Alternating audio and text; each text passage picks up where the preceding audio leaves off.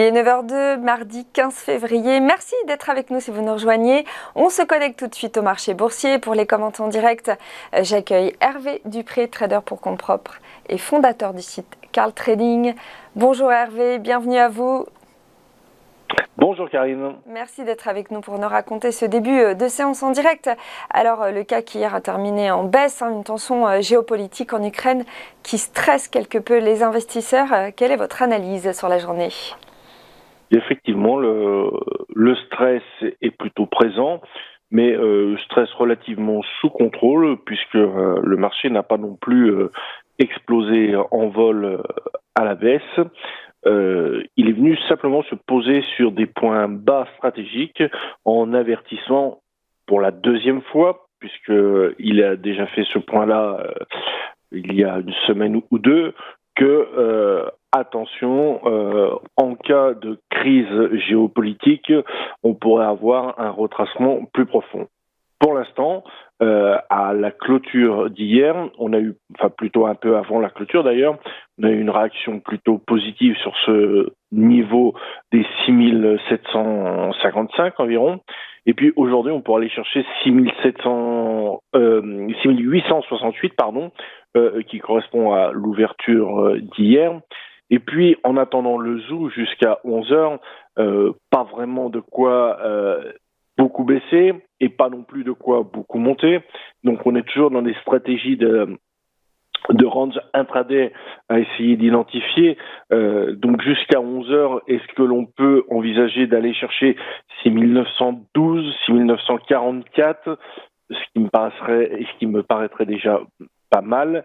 Et puis à la baisse, surtout en attendant les statistiques de cet après-midi et plus particulièrement aussi demain, la Fed, évidemment, on surveille de très très près les 6721, 6755, qui peuvent être de nouveau challengés une fois, mais là où la réaction devra être instantanée, sans quoi on risque de transpercer à la baisse et d'aller chercher des niveaux beaucoup plus bas. Pour l'instant, on est toujours dans la zone de constriction, contraction.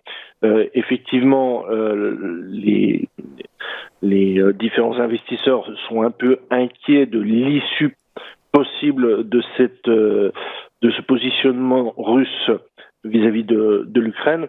Mais comme pour les remontées de taux, pour l'instant, nous sommes dans des effets de texte, d'avertissement, c'est plutôt une mise en garde. On n'est pas encore dans le mouvement, dans l'action effective, ce qui fait que le marché n'a pas réellement dévissé outre mesure et est plutôt dans un mode attentiste en bas.